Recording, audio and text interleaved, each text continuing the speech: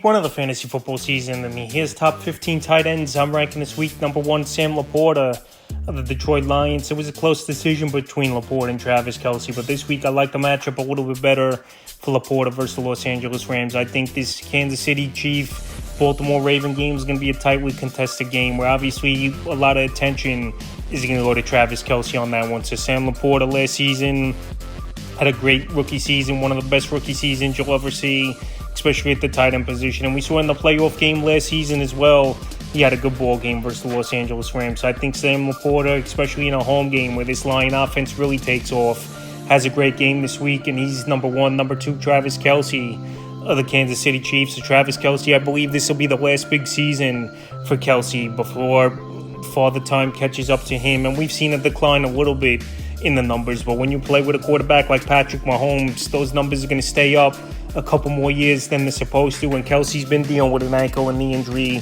all last season. So I think this year, healthier coming into training camp and preseason, and this week in a big AFC matchup to kick off the year, I think Kelce goes out there once again and has a good ball game. Number 3, Trey McBride, Arizona Cardinals. Trey McBride, what a breakout second half of the season it was for him. And I've said this a lot in my videos that Trey McBride, he's been one of the top tight end prospects to come out of college football in the last decade. And this week, it could be a potential shootout in upstate New York at the Buffalo Bills. Him and Kyler Murray have great rapport.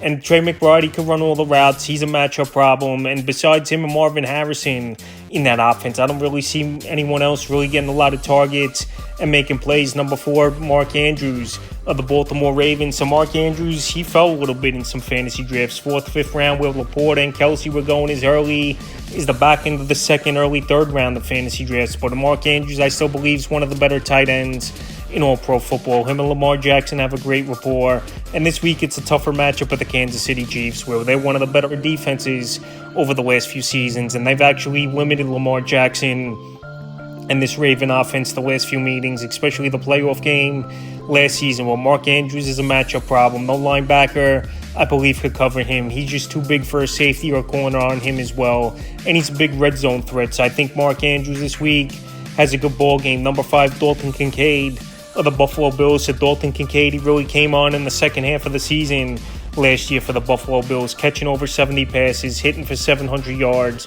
And this season, he could be the number 1 target in this Buffalo Bill offense, where there's a lot of question marks. Curtis Samuel, the rookie Keon Coleman, Khalil Shakir, and Dalton Kincaid work in the middle of the field and working with possibly the best quarterback in pro football in Josh Allen. And with a good matchup versus Arizona, where their defense isn't all that great. Dalton Kincaid, he was the 5th to 6th tight end off the board in most fantasy drafts. And this week, I think he goes out there and has a good game. Number 6, Evan Ingram of the Jacksonville Jaguars. I believe Evan Ingram, he's been a little underrated coming into this season.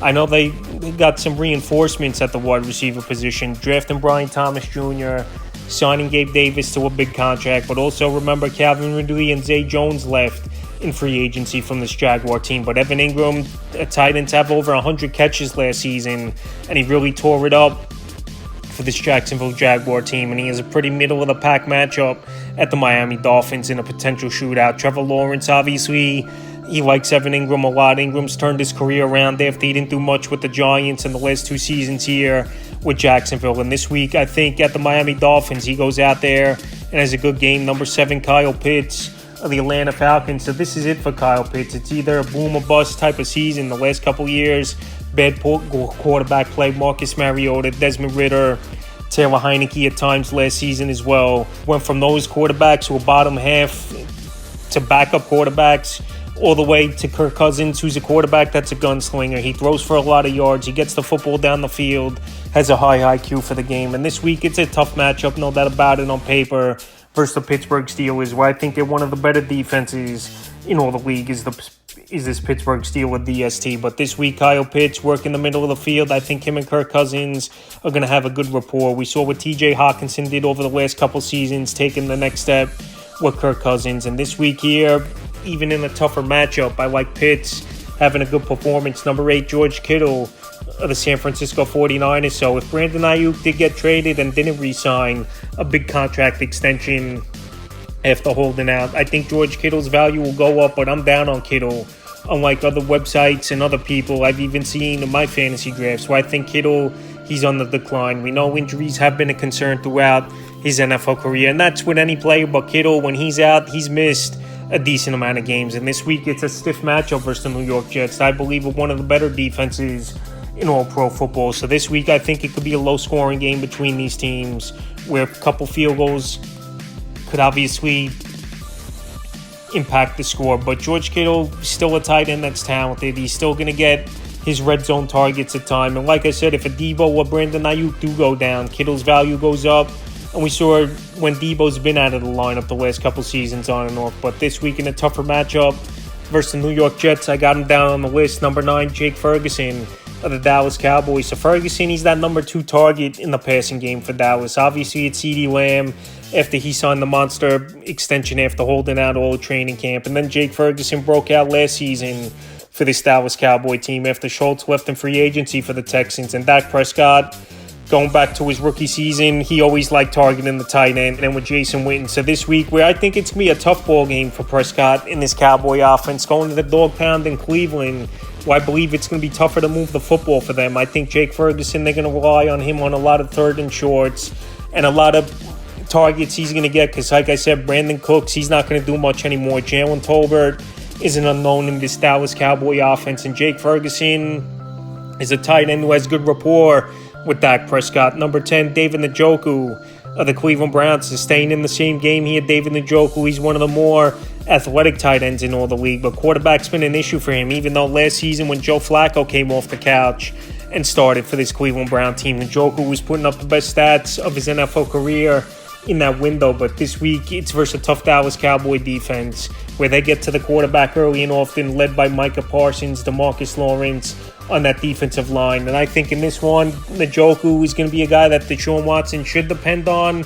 But the problem is their rapport hasn't been over there. But I think on athleticism and just the way this ball game is going to go, where it's going to be a grinded out type of ball game, I think Njoku still could have a decent ball game. Number 11, Dallas Goedert of the Philadelphia Eagles. So Goddard a little banged up with an oblique injury, but it looks like he's going to play in Friday's ball game versus the Packers in Brazil. Dallas Goedert, last season, he was a little phased out of the offense, but he also had some ball games where he broke out. But like I said, now where you got A.J. Brown, Devonta Smith, Saquon Barkley, and they traded for Jahan Dotson a couple weeks ago, was this Philadelphia Eagle team. There's going to be some weeks where Goddard doesn't do much, but Jalen Hurts still likes targeting the tight end. Goddard, last season, he had some ball games where he was good, and he also missed 3-4 games as well with a wrist injury. But this week versus the Packers, he's a fringe 1 tight end at the back end. Number 12, Brock Bowers, the Las Vegas Raiders. So Brock Bowers, he's been a hyped-up tight end, and one of the more hyped-up tight ends I can remember in the last 5-10 seasons coming out of college. The athleticism's there,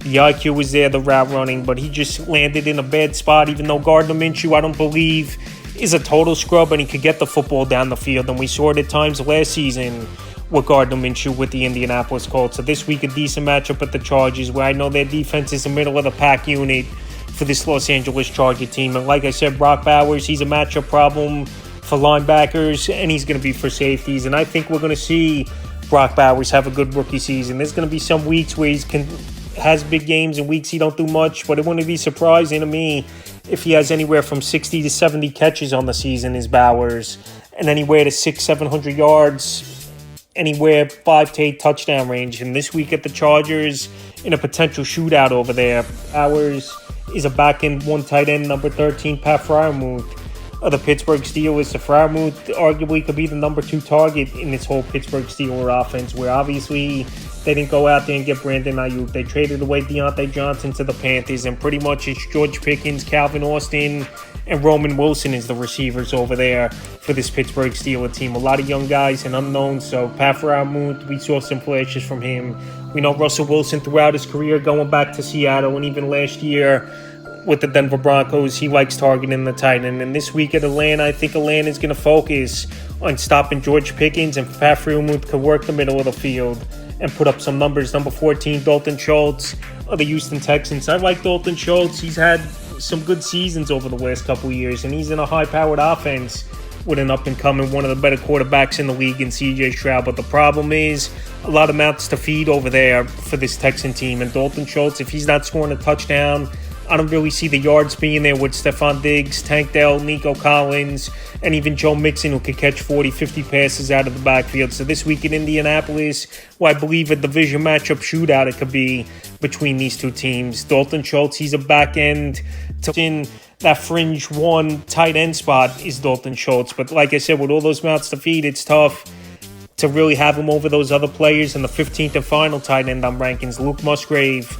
of the Green Bay Packers. So Luke Musgrave in college. I know they got Tucker Kraft is there as well, but Jordan Love, he's a quarterback that he just spreads the football all around the field. We don't even know who his number one wide receiver for sure is going to be. That's just the way Jordan Love and this Packer team like playing backyard football, spreading out defenses, going 3 or 4 wide. Luke Musgrave, he was an early round pick last season in the NFL draft. And this week in a matchup in Brazil versus the Philadelphia Eagles, I think this could be a potential shootout. And Musgrave, he's a tight end with potential breakout this season. And this week I got him at 15, so that's the top 15 tight ends I'm ranking here for week 1 of the fantasy football season.